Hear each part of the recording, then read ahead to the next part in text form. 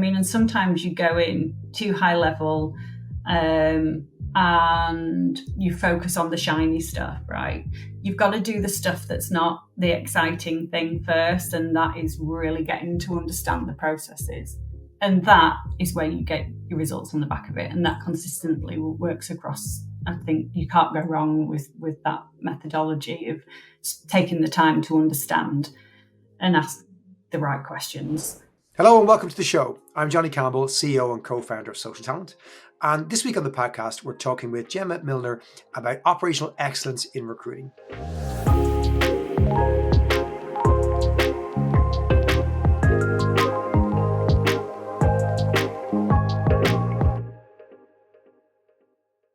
Gemma, you're very welcome to the show.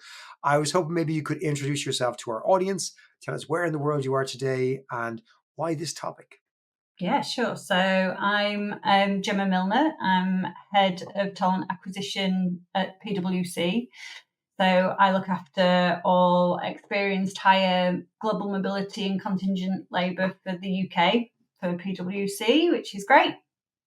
I've done about 25 years in recruitment, which tells you how old I am, which is probably not exactly true because I'm a bit older than that, but anyway, and from a variety of organisations. So I have done, I came from Royal Mail before being at PwC. So Royal Mail, one of the UK's largest employers, so around 150,000 colleagues across 2,000 sites, a large, complex organisation, and that consisted of Royal Mail Group.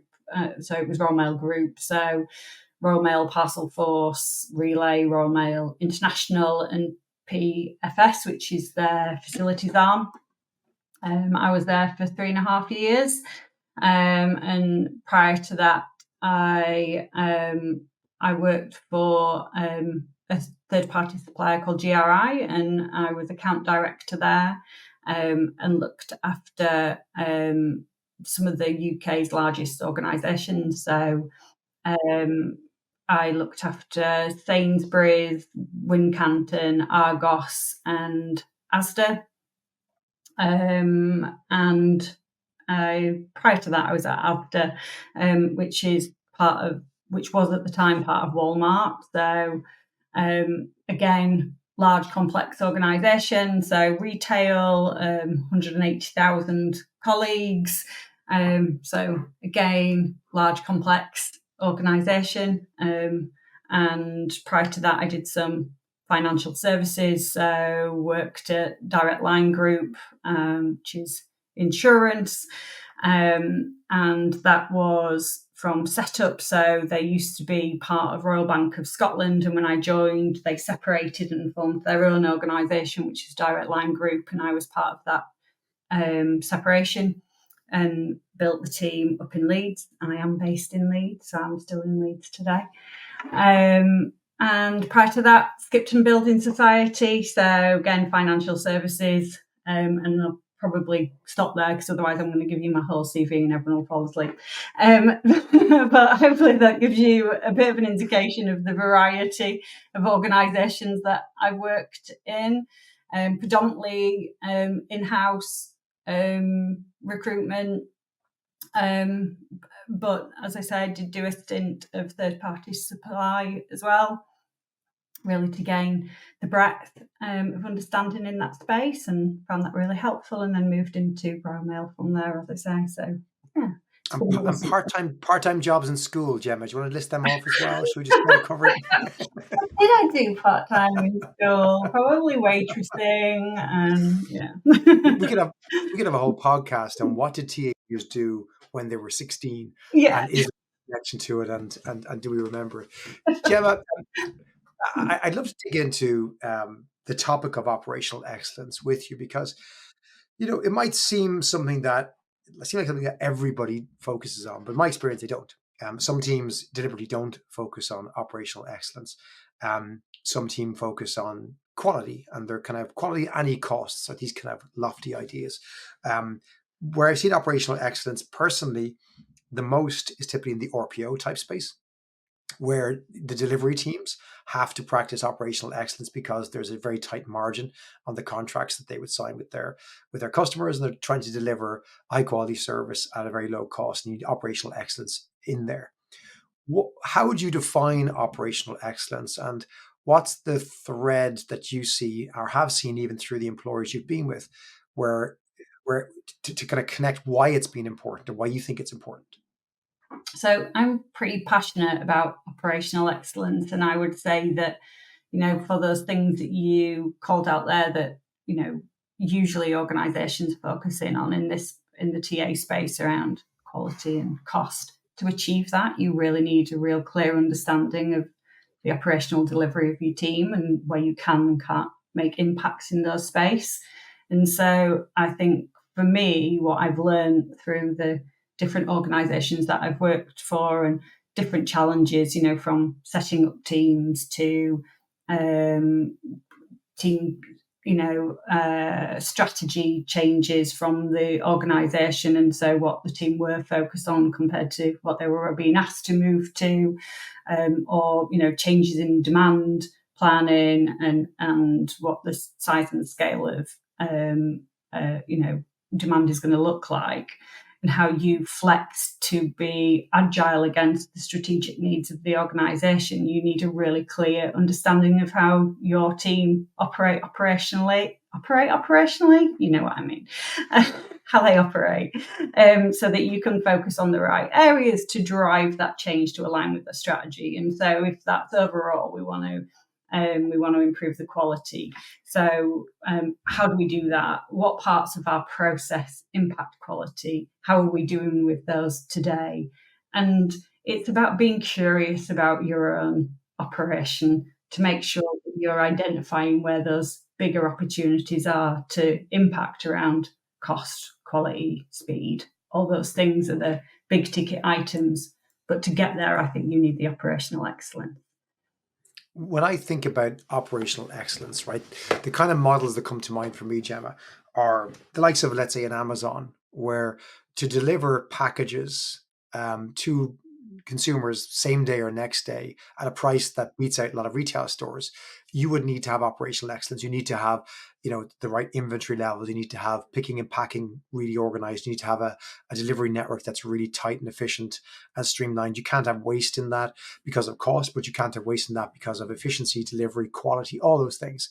And that, someone like Amazon, arguably their model is all about operational excellence. The only reason they can deliver so many products so fast at the price is because they focus on that. Airlines like Ryanair might be also seen as organizations that have to focus on operational excellence because the margins are tight. You have to, deal with huge volumes, and you have to do it super efficiently. Every minute counts. Hence why you're rarely late in a Ryanair aircraft, because they got to be on time.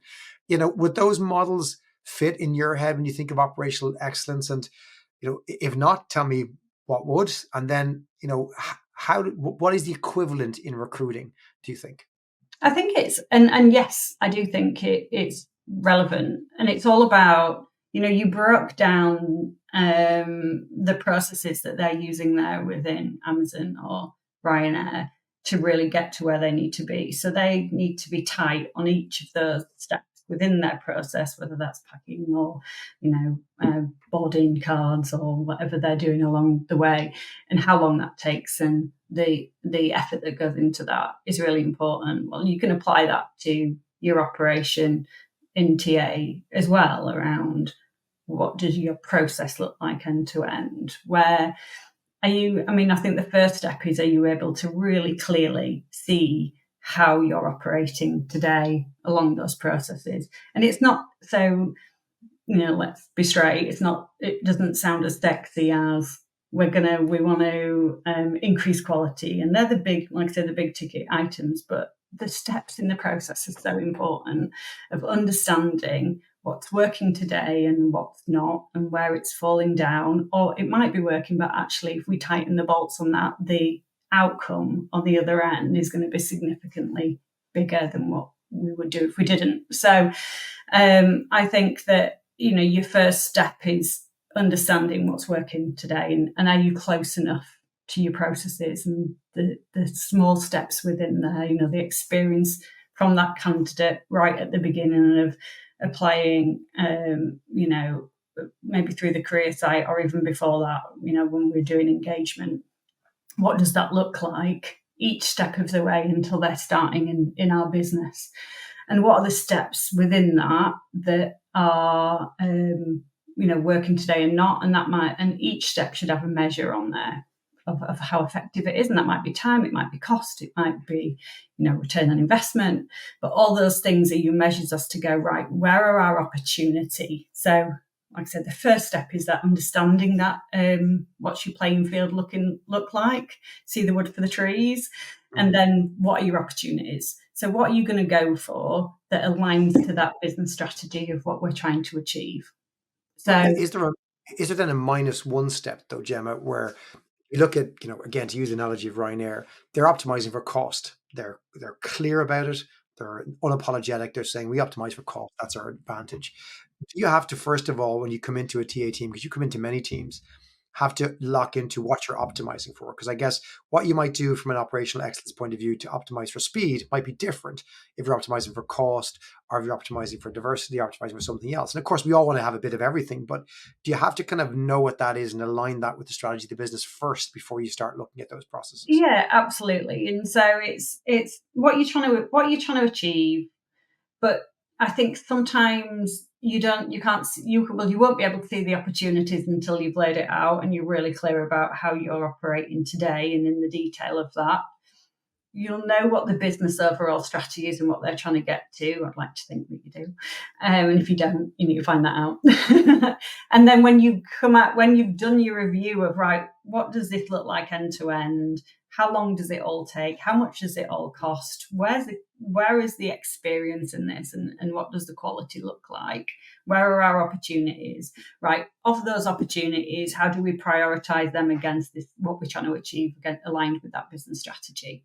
So then once you've got them, that's then when the really interesting stuff comes in, I think, because that's when you can you should get really curious about why we do things the way we do things, and asking the right questions and keep asking questions, and so that you're really clear on it goes back to kind of root cause analysis and using that sort of methodology as to why we do the things that we do.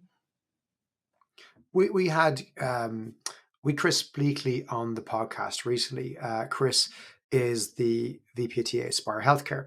And Chris was talking about how when he came into Spire Healthcare, which used to be Bupa in the UK, I'm sure you know, in terms of the hospitals system across the UK, largest hospital system, he was talking about how, from an operational excellence point of view, one of the most important things as a TA leader is to have the measurements, the metrics.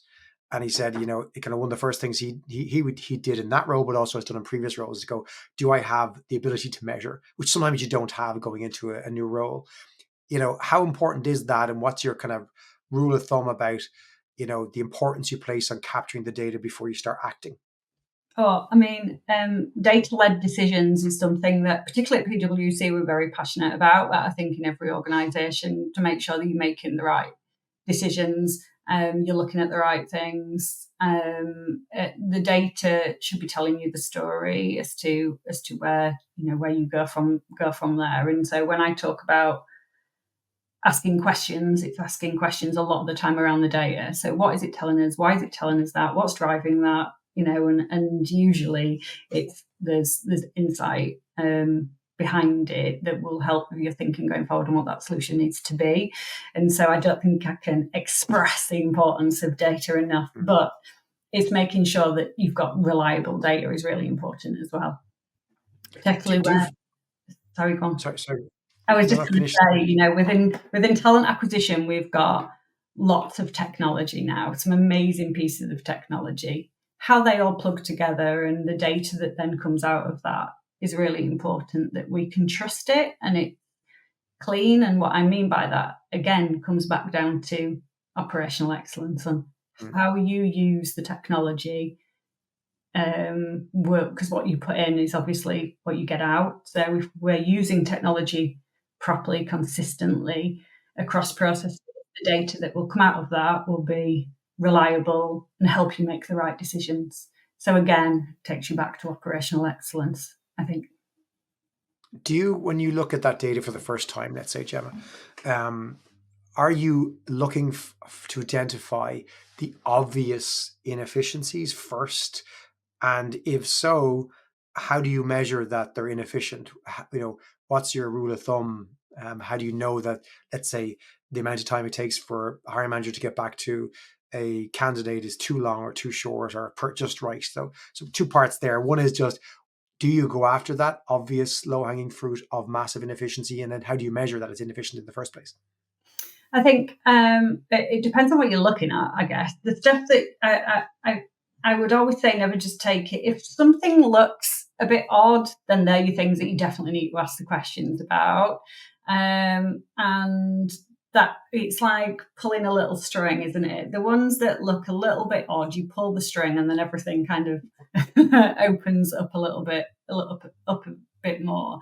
If it looks unusual, that's where we need to start asking questions. And it might be right, but otherwise, but it might also mean that there's opportunity there to do things a little bit differently, or it might be that there's a process that's not being followed that should have been followed, which allows you to go back and review why that happened. So I think being really comfortable with the data that you're reading, and when I say comfortable, I mean that when you look at it, if you go, I couldn't explain this back to you, Johnny, without fully understanding each step. Would I be able to go into a conversation with somebody and go, this is why these numbers are these numbers. And if there's any of those numbers you couldn't do that for, then they're the ones that you really need to be asking the questions about. And then there's other data that you're looking for that maybe you've got SLAs. Well, you will have SLAs most likely. And if there's things that are falling under or over SLA, because when you're achieving, sometimes that will not look right to you as well, if that makes sense. So sometimes the numbers are so good, you're like, really? Is that right? And then that will lead you to questions to make sure that you're really confident in the results that you're having. So I think it goes back to, again, that kind of root cause analysis. What's driving those numbers, understanding what's driving those numbers. And if you don't, making sure that you ask those questions, because that's where the opportunities often lie. I remember, you remind me of it. Many years ago, I went in and did a session with the group at Sky, and they were really proud of this quite low average time to hire. And it was only when the pretty new leader dug into it, she realized the average time to hire was low because half the vacancies were open and closed on the same day.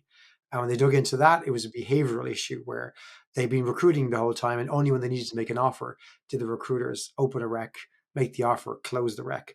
And so, to your point, the data can look too good, and you got to dig into the numbers and go, oh, hang on a second, there's a behavioral anomaly causing the data to be off here that we need to get to the bottom of.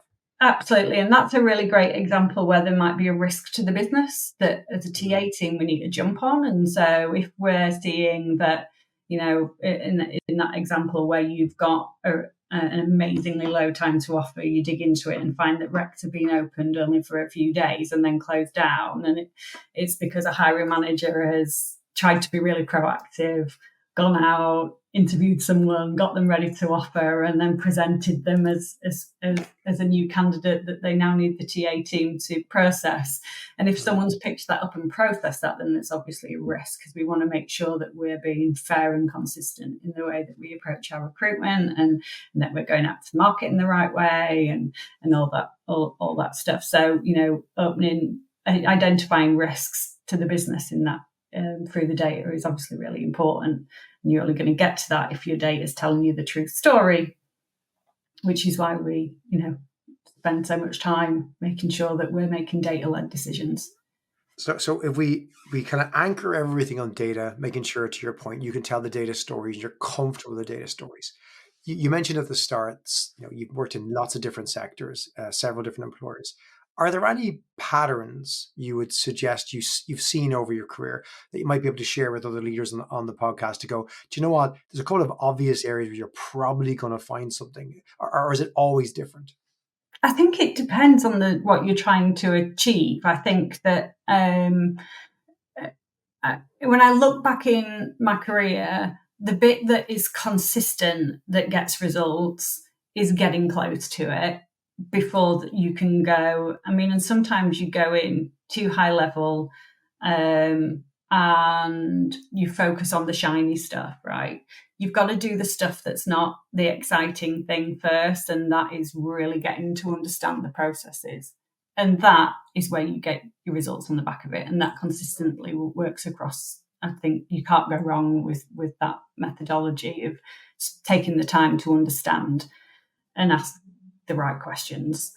But getting to the detail is important so that you are making the right decisions long term. And I think whether that's whatever sector, I think in all the different organisations that I've worked in, different challenges along the way, and most of the successes that I've been particularly proud about have been driven from taking the time to understand, be curious. Also, you need a bit of grit along the way, right? Because sometimes it means having conversations with people that don't want to hear it. Sometimes you'll try stuff and it won't work, and that feels painful. But the grit and determination to keep going is really important. Sometimes we put it into the too difficult pile once we start to dig down to stuff and start those root, when we're trying to get to the root of the problem. And then something else more important comes along and it gets pushed to one side and you don't achieve what you set out to achieve. And I think that's where you need to have the grit and the resilience to keep going with some of this stuff. Well, could you share with us some examples that come to mind where, the data has driven you to an insight that you're comfortable, you understand the process and the reason behind it, and then maybe what was the process improvements that you focused on, and just walk us through the story of it. Like, imagine I'm doing a behavioral interview, Gemma, asking you to tell me about a time questions in your career. Tell me about a time. Tell me about a time. Tell us about a time, Gemma. Okay. I think so. Everybody through, I think most TA functions felt some pressure over COVID, and when volumes for a lot of organisations kind of went through the roof, and I was in one of those, where time was really important because the market was tight. A lot of, we were all going out for the same people. And so speed was key. And how do we get to, could we not sacrifice on quality, but we can speed up the process so that we can beat some of our competitors? And you always hear things from the business with, that organisation can get someone in 24 hours. And there's, some of it's all folklore, is it folktale? Can't think of the word that I'm looking for now. But anyway, that's the expectation that they get in their head, that it needs to be really, really quick. And they're right in that it is a race against time. It was in that period, and so we spent time looking at the process and where can we speed things up.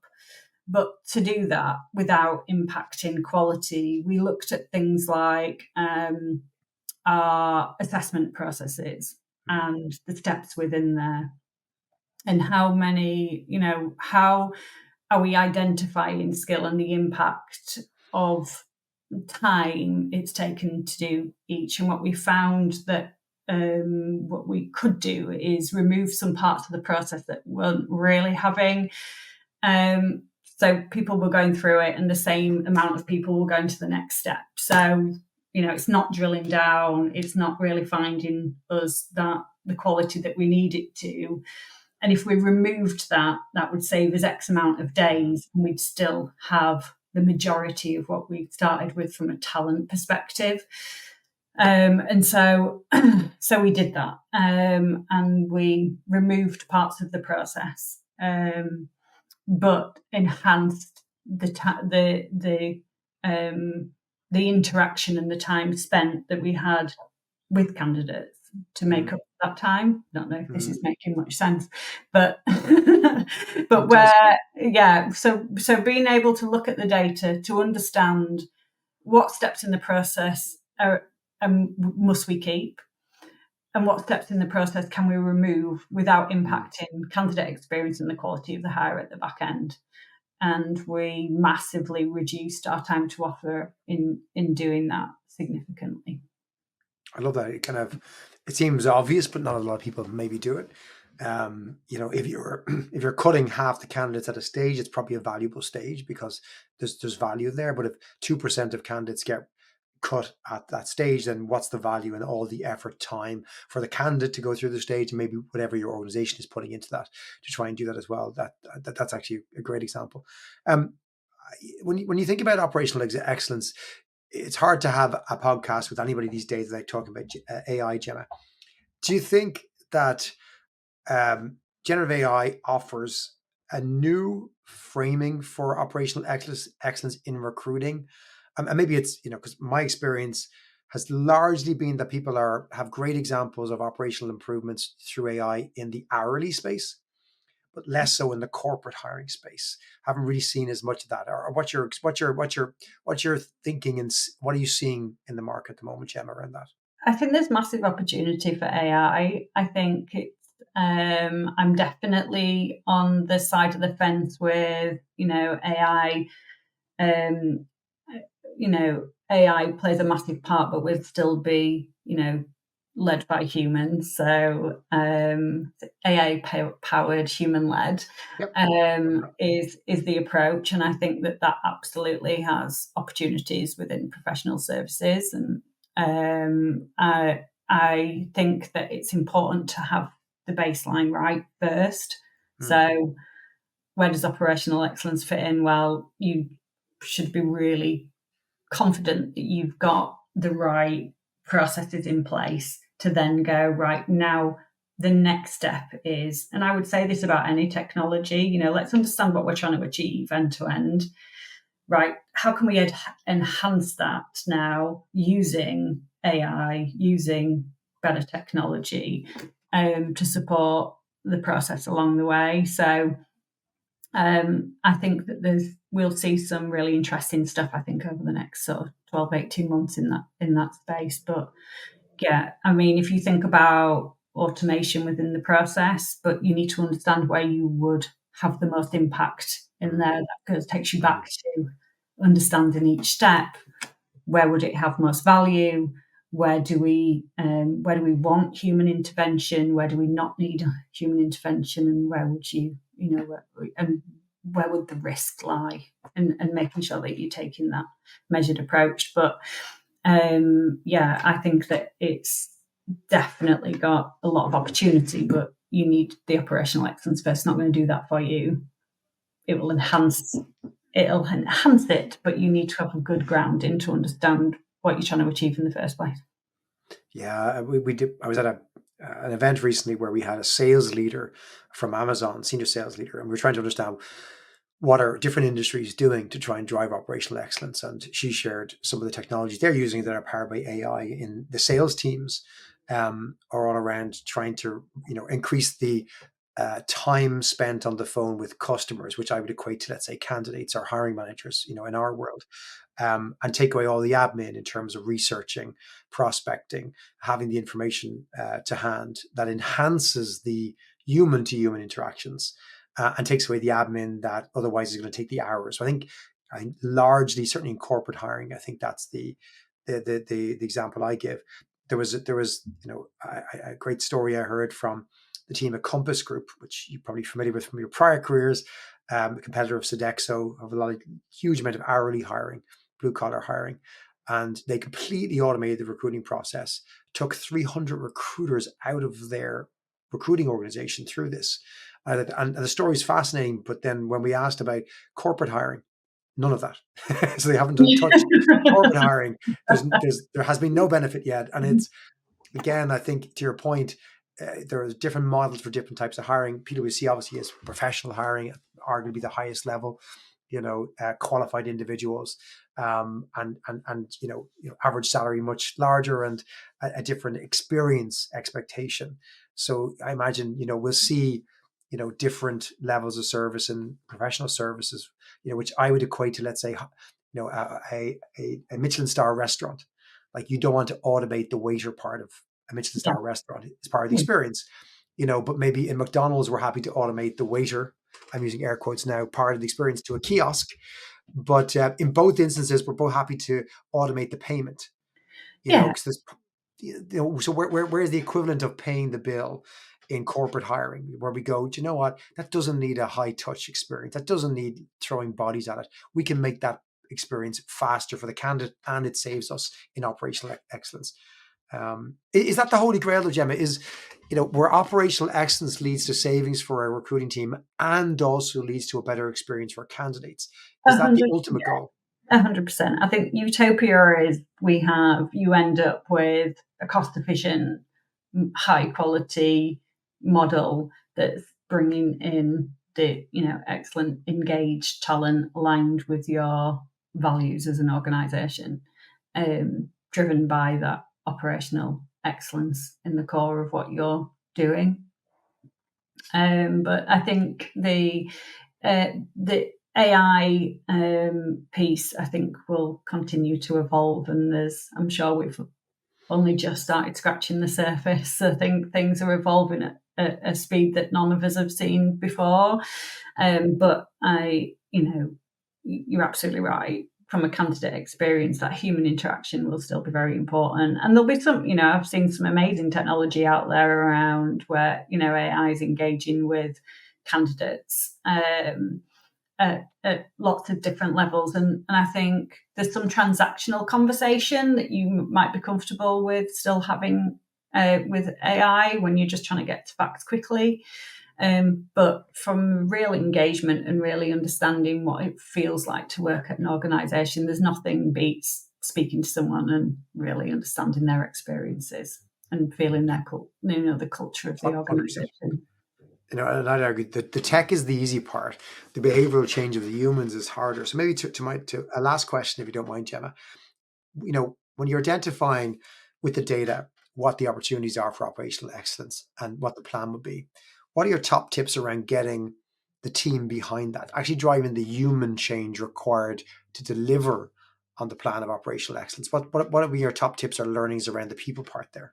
I think people, people want to know what's in it for them, right? And so why does operational excellence, why does data, why does being really close to understanding what everybody's doing, through the process and the impact that they have, support them as individuals, and why it's important. And it helps you develop, it helps you understand where, from a personal point of view, the areas that you want to focus on as well and need to focus on and keep you moving in the right direction, but also gives you the tools to be able to do your job and really be an SME for the business. And it's understanding, I think, one of the things that's really important around operational excellence is how you bring people along with you, and bringing people in at the right time for the right things, and as a function, as a team, really understanding change and being change agents, because there's different types of change, right? And I think that one of the things that I think is really important for teams is understanding those types of change. So some things change because they have to change, right? And it's best practice, and otherwise it's a risk, and we'll just do it. So we'll just get on and we'll do that. And sometimes that can feel like you're being done to. But it's kind of a fact of life that some things just have to happen. There's other change that you'll absolutely be involved in, and a lot of operational excellence is pulling on those experts within your team to feed that in at the right time along those processes, and they're fully involved in the change, and that's much easier because you feel included in it along the way. And then change that you drive yourself, and going in, finding opportunities, using the data that you've got to show where, you can drive some change and making sure that you're telling that story in the right way to get some of that landed. And so we're not all going to be always involved in all the change that we make. It's just an unrealistic expectation, but everyone can be a change agent. So whether that's we're now working in this way, and so let's work together to make it work, or we're asking people to look at the information, work together and come up with a solution. The impact, the outcomes of all that is what we're trying to achieve, and that positive result in the end. So yeah. Well, that, Gemma. So it's not just about change for change's sake, but it's more a culture of operational excellence, where people aren't just waiting to be told what we're changing or improving. They're trying to suggest it. They're trying to, on their own, drive operational excellence and not just be a top-down thing. I love that. Yeah, I mean, you can't do it by yourself. You want lots of eyes on this, and I think that's when you really get to optimum in operational excellence. Is everyone is thinking in that way, and everyone is looking at the screws along the way that they can tighten. When you used right at the beginning of our conversation the Amazon analogies and Ryanair, and looking at how we do things and really thinking about why we do things and making sure that we're using, we're asking lots of questions along the way to understand, and so therefore, take ownership of, actually, I think we can do this different. I love that, Gemma. I'm inspired by your approach to operational excellence.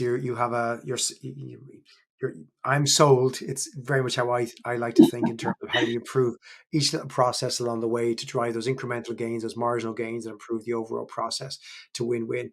Gemma, if anyone wants to reach out to find out more about how you do it, some tips about perhaps operational excellence they're looking to implement in their teams, what's the best way to reach out to you? I'm on LinkedIn, so message me on LinkedIn, and more than happy to have conversations. Always like to talk to like-minded people. So yeah. Gemma, thanks so much for joining us today, for sharing your views. Maybe we'll get you back in a little while and you can update us on the operational excellence initiatives in PwC UK and what you've been working on then the next time. So really good to have you, and thanks for joining us, Gemma. Yeah, thanks for having me. And thanks to you for listening. We'll be back with a new show next week.